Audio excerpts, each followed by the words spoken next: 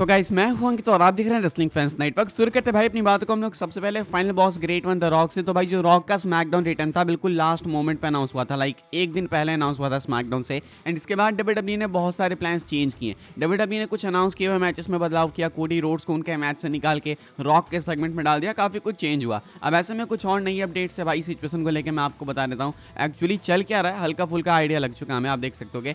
Fightful select का कहना है the Rock's WWE return was reportedly a shock to many within WWE.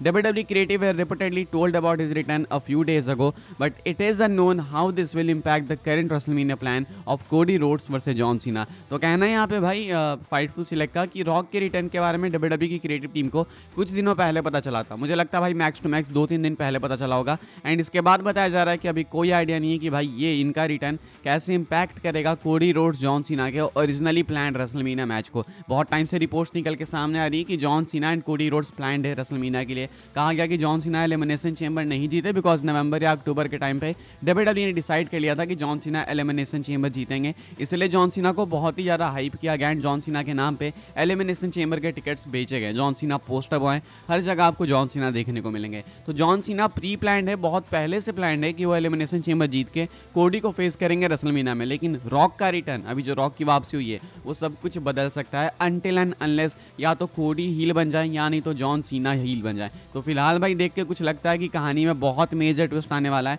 पिछले साल भी काफ़ी सारे चेंजेस हुए थे ओरिजिनली प्लान्ड मैचेस में, इस साल भी सेम होते हुए दिख रहा है। अब आप कमेंट करके बताना भाई आपके अकॉर्डिंग क्या बदलाव होना चाहिए डब्ल्यूडब्ल्यूई को, ट्रिपल एच को एंड रॉक को यहाँ पे मिलकर क्या करना चाहिए, इसका बेस्ट सॉल्यूशन क्या है। आपके पास अगर कुछ हो तो कमेंट करके बताना। फिलहाल कोडी रोड्स जॉन सीना का जो मैच रूमर्ड है कि ये होने वाला है रेसलमेनिया 41 में, वो कुछ डेंजर के अंदर लग रहा है एंड शायद बदलाव होने वाले हैं, तो शायद ये मैच क्रैप भी हो जाए, वो भी एक अच्छी पॉसिबिलिटी है। आप क्या सोचते हो भाई इसके बारे में कमेंट करके बताना जरूर से। आगे बढ़ते हैं गाइस, हम लोग बात करते हैं अगली स्टोरी के बारे में जो कि एजे स्टाइल्स को लेकर। तो अभी से कुछ दिनों पहले भाई मैंने आपको अपडेट बताई, ऐसा कहा गया कि AJ Styles and Finn Balor का मैच रेसलमेनिया 41 के लिए डिस्कस किया गया। सुन के काफी ऑड लग रहा था भाई, because AJ Styles and Bron Breakker का फेस ऑफ हमें मंडे नाइट रॉ में देखने को मिला था। उसके बाद सुनने को मिला कि फिन बैरर के साथ डब्ल्यूडब्ल्यूई मैच कराना चाहती है, तो ये चीज़ सुन के बिलीवेबल लग नहीं रही थी। अभी डेव मेल्टजर का कहना है कि इन्होंने इसके बारे में कुछ भी नहीं सुना है एंड रेसलमेनिया के लिए फिन बैरर एजे स्टाइल्स का मैच शेड्यूल्ड नहीं है, डिस्कस नहीं है। इनके अकॉर्डिंग ये वाला मैच नहीं होने वाला है। इनका ये भी कहना है कि मैंने तो भाई ब्रॉन ब्रेकर के भी बारे में कुछ नहीं सुना, मुझे तो लगता है वो भी नहीं होगा।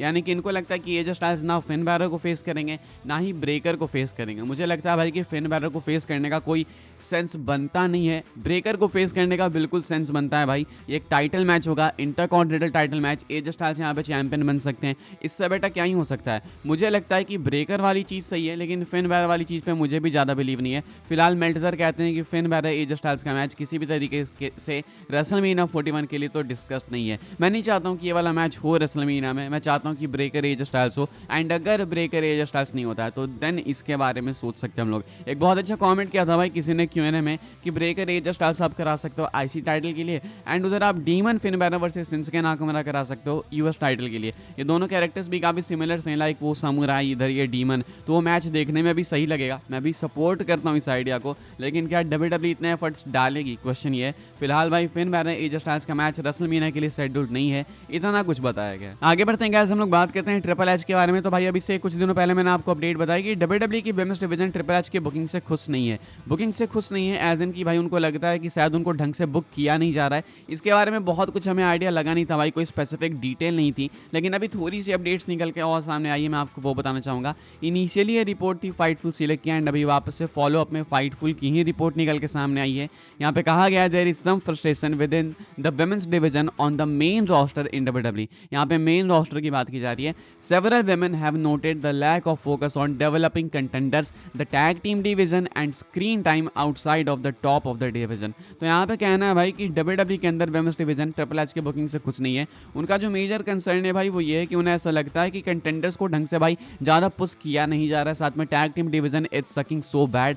साथ में इनको ऐसा लगता है कि स्क्रीन टाइम भाई ज़्यादा वुमेन्स डिवीजन में किसी को मिल नहीं रहा है, अगर आप ऊपर ऊपर की सुपरस्टार्स को छोड़ दो तो। अब ऐसे में भाई क्या आप अग्री करते हो इस चीज़ से, कमेंट करके बताना। मुझे ऐसा लगता है भाई कि देखो इनका पॉइंट ठीक है, हर कोई चाहता है कि उनको टीवी टाइम मिले, लेकिन मुझे नहीं लगता कि इससे ज़्यादा इनको देना सही भी है भाई। ऑलरेडी आप देखो तो वुमेन्स डिवीजन के साथ बुकिंग मेरे अकॉर्डिंग जो है सही हो रही है। मुझे लगता है कि बहुत सारी नई सुपरस्टार्स बन रही है। अब हर एक सुपरस्टार को आप टीवी टाइम नहीं दे सकते भाई, ये भी एक चीज़ है। मंडे नाइट और 2.5 घंटे का शो है, 3 घंटे का शो है, स्मैकडाउन 3 घंटे का शो है। अब 3 घंटे में किसको किसको डाल दें। कल तो एक रॉक आया भाई, तो उनके चलते कितने मैचेस में बदलाव करना पड़ा इनको। तो मैं इसमें गलती नहीं कहूँगा ट्रिपल एच की कि भाई इनकी गलती है, फीमेल सुपरस्टार्स को पुश नहीं कर रहे हैं। पहले से तो स्टिल काफ़ी बेटर है, लेकिन वो कहते हैं ना कि जब आपको काफ़ी कुछ मिलने लगता है तो आपकी भूख बढ़ने लगती है, एंड थोड़ा और वो जो डिमांड है ना भाई, वो बर्बादी की तरफ लेके जाती है। अभी फिलहाल फेमस डिवीजन में कुछ सेम ही सीन है, इनको लगता है भाई कि इनको ढंग से बुकिंग मिल नहीं रही है। आप अग्री करते हो आप नहीं, कमेंट करके बताना। अब मुझे एक ऑनेस्ट क्वेश्चन का आंसर दे के जाना भाई तुम लोग, अगर इनको ढंग से बुकिंग मिल भी जाती है, अगर नटालिया हर स्मैकडाउन में मैच रसल कर लेती हैं, अगर मान लो भाई सारी फीमेल टैलेंट्स ऐसे अल्टरनेट डेज में मैच रसल कर लें, तो किसको मजा आएगा भाई? कौन देखता है वेमेंस डिवीजन को? बिल्कुल फैक्ट की बात करना भाई। तुम देखोगे बैठ के, तुम टॉयलेट लगेगा तुरंत भाग जाओगे भाई। रोमन कोटी का मैच होगा, तुम नहीं जाओगे। तो ये अंतर है भाई। No one cares about them, to be very honest. आगे बढ़ते हैं गाइस, हम लोग बात करते हैं अगली स्टोरी के बारे में। एंड आपको मैं शॉकिंग एलिमिनेशन चेंबर स्टैट बताने वाला हूँ। शॉकिंग इसलिए है बिकॉज सही में शॉकिंग है। मैं आपको बताता हूँ, आप ये वाला स्क्रीनशॉट देख सकते हो कि भाई इस बार का एलिमिनेशन चेंबर इतने टाइम बाद पहला WWE होने वाला है जहाँ पे एक भी टाइटल डिफेंड नहीं हो रही है। Elimination chamber 2025 is the first PLE without a title defence in survivor series 2021।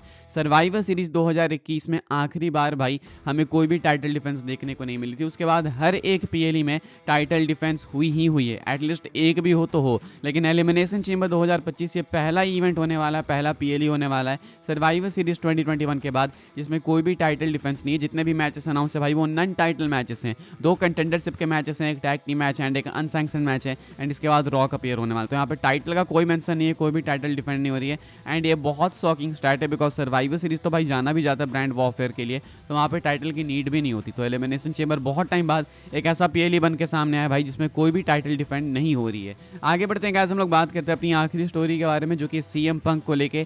क्या CM पंक रेसलमेनिया मेन इवेंट करने के लिए रॉक को ज्वाइन करने वाले हैं? एंड क्या कॉर्पोरेट कोडी रोड्स नहीं बल्कि कॉर्पोरेट CM पंक हमें देखने को मिलने वाले हैं? ऐसा कुछ टीज किया है CM पंक ने। CM पंक भाई इंस्टाग्राम पे ये वाली स्टोरी डालते हैं, आप देख सकते होगे। एंड देखो मुझे ज़्यादा कॉन्टेक्स्ट पता नहीं रहता इन चीज़ों का, मार्वल का है या फिर एक कॉमिक है, फिर पता नहीं क्या, मुझे कुछ नहीं पता। लेकिन मैं इतना देख के बता सकता हूँ कि ये हिंट है बिकॉज ट्विटर को भी ऐसा लगता है। यहाँ पे एक कैरेक्टर कह रहा है व्हाट इज पास्ट, समझा रहा है कि old foes must become new friends. इधर स्पाइडरमैन बोल रहा होता है मे बी। तो यहाँ पे ये जो ये सेकंड कैरेक्टर भाई ये कन्विंस करने की कोशिश कर रहा है स्पाइडरमैन को कि पुराने दुश्मन भी नए दोस्त बन सकते हैं, जो पास्ट में है वो पास्ट में, हम नए दोस्त बन सकते हैं एंड अपने फायदे की देख सकते हैं। स्पाइडरमैन कहता है मे बी आने कंसीडर कर रहा है। आपको याद दिलाना चाहूँगा भाई मैं वो वीडियो जो अभी कुछ दिनों पहले निकल के सामने आई थी रॉक एंड CM पंक की बैक स्टेज से, इनकी फोटो भी निकल के सामने आई थी, एक दूसरे को दोनों ग्रीट कर रहे थे। तो जो पास्ट है वो पास्ट तो डेफिनेटली दिख रहा है। ऑल्सो CM पंक को चाहिए रेसलमेनिया मेन इवेंट। CM पंक ने साफ साफ बोल के रखा है भाई कि I will stab you in the front, मैं बैक से नहीं करूंगा कोडी रोड्स को। अब ऐसे में पिछले साल भी कोडी रोड्स के साथ फेस ऑफ हुआ था CM पंक का, तो वहाँ पे भी रॉक के मेंशंस थे। एंड इस साल भी हुआ है भाई फेस ऑफ, इस बार भी रॉक इन्वॉल्व है। तो मोस्ट लाइकली ये भी एक प्लान हो सकता है कि WWE वाले CM पंक को ही रॉक के साथ जोड़ दें। And WrestleMania main event CM पंक के लिए कितना मैटर करता है, कितना मीन करता है वो आपको मालूम ही है। तो हो सकता है उसके लिए CM पंक सारी हदें क्रॉस कर दें एंड CM पंक ही हील बन जाए एंड वो रॉक को ज्वाइन करके वो बन जाए जो कि हमेशा से वो हेट करते थे। हमेशा CM पंक का कैरेक्टर ये रहा भाई कि वो अथॉरिटी फिगर्स को हेट करते हैं, वो इन लोगों को हेट करते हैं जो कि पावर्स में होते हैं। लेकिन अब CM पंक कैरेक्टर चेंज करके अगर खुद वही बन जाएंगे तो भाई तुम सोच रहे हो कितने सारे लेयर्स ऐड हो सकते हैं स्टोरी में। तो डेफिनेटली भाई एक अच्छा मूव हो सकता है कि आप CM पंक को भाई ज्वाइन करते हो देखना चाहोगे रॉक को, कमेंट करके बताना। पॉसिबली ये हो सकता है एंड वो चेंबर जीत के देन कोडी को फेस करते हैं व्हाट एवर जॉन सीना। तो जॉन सीना लोगन पॉल के अगेंस्ट जा सकते हैं। फिलहाल भाई इस वाली वीडियो के लिए सारी अपडेट्स थी। आई होप्स आपको इन्फॉर्मेशन मिलो तो वीडियो को लाइक करें, शेयर करें, सब्सक्राइब करें चैनल को, ताकि आने वाले टाइम के अंदर आपको और भी इसी WWE की न्यूज़ अपडेट्स जानने को मिलते रहे। फॉलो कर सकते हैं आप लोग मुझे इंस्टाग्राम एंड ट्विटर पर, लिंक आपको मिल जाएगी डिस्क्रिप्शन में। ज्वाइन कर सकते हैं व्हाट्सएप चैनल को, उसके भी लिंक डिस्क्रिप्शन में। मिलूंगा मैं आपसे अगले वीडियो में, तब तक के लिए goodbye, thanks for watching.